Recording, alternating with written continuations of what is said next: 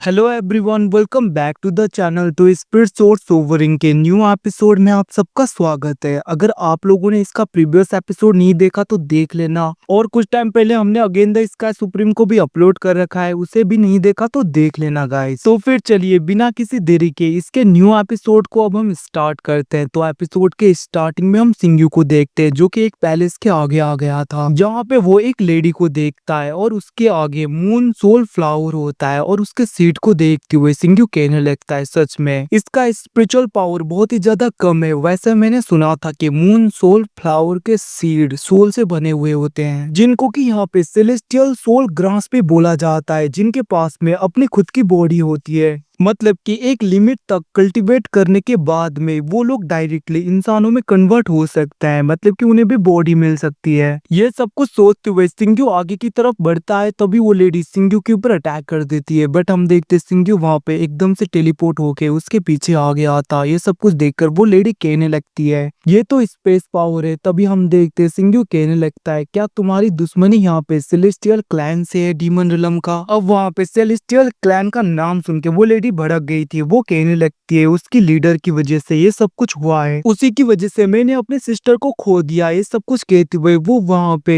अपने सिस्टर के spiritual seed को दिखाने लगती है। हम देखते वो कहने लगती है, उस वक्त मैं सिटी में जा रही थी, तभी मैंने देखा कि कुछ डीमन उस बंदे को पूरी तरीके से टॉर्चर कर रहे थे, उसे बहुत ही ज्यादा परेशान कर रहे थे। ये सब कुछ देखकर मैंने उसकी हेल्प करने की कोशिश की, और मैंने अपने ब्लड के एनर्जी का यूज करते हुए उसे पूरी तरीके से हील कर दिया, जिसकी वजह से उसकी स्ट्रेंथ भी बढ़ गई थी, जिसकी वजह से उस बंदे ने वहाँ पे उसे बहुत ही ज्यादा मारा। अब ये सब कुछ सुन के वहाँ पे सिंग्यू कहने लगता है, आखिरकार वो सेलेस्टियल क्लैन का लीडर बना तो बना क्या से। अब उसकी बातें सुन के हमें पास्ट का सीन दिखाया जाता है, जहाँ पे उस बंदे ने अपना नाम बाकुन बताया था। और हम देखते हैं वो लेडी कहने लगती है, धीरे धीरे करके वो रोज मेरे पास में आया करता था, और वो बहुत ही ज्यादा इंजर्ड हालत में था, जिसकी वजह से मैं उसकी रोज हेल्प किया करती थी। अपने ब्लड लाइन का यूज करते हुए, अपने पाव का यूज करते हुए उसे मैंने बहुत बार हील किया, जिसकी वजह से उसने मुझे कहा कि मैं उसका एक अकेला फ्रेंड हूँ, और उसने मेरे तरफ फ्रेंडशिप का हाथ भी बढ़ाया। ये सब कुछ सुन के मुझे भी अच्छा लगा, मैंने भी उसकी बहुत बार हेल्प की। अब हमें फिर से पास्ट का सीन दिखाया जाता है, जहाँ पे वो बंदा कहने लगता है, मतलब कि बाकुन कहने लगता है, मैं हमेशा तुम्हारे ऊपर रिले नहीं रह सकता, क्योंकि तुम कितनी बार मुझे बचाओगी, मुझे भी स्ट्रॉन्गर बनना होगा। अब उसकी बातें सुन के मैंने भी उसकी हेल्प करनी स्टार्ट की, इवन की मैंने तो अपने ब्लड का यूज करते हुए भी उसे मार्शल एम्पर रिलम में पहुंचाया। बट मैंने कभी भी सोचा नहीं था कि हर बार वो मुझसे मिलने आया करता था, इसमें भी उसकी कोई चाल होगी। मैंने उसे मार्शल एम्पर रिलम तक तो पहुंचा दिया, बट उसके माइंड में कुछ और भी चल रहा था। वो धीरे धीरे मेरे पास में आया करता था, और मुझे कभी पता भी नहीं चला कि वो मेरे ब्लड लाइन की एनर्जी को पूरी तरीके से सोख रहा था, जिसकी वजह से उसकी स्ट्रेंथ बहुत ही ज्यादा बढ़ गई। इवन की वो हेवनली एम्पर रिलम में पहुंच गया, जिसके बाद में उसने सेलेस्टियल क्लैन के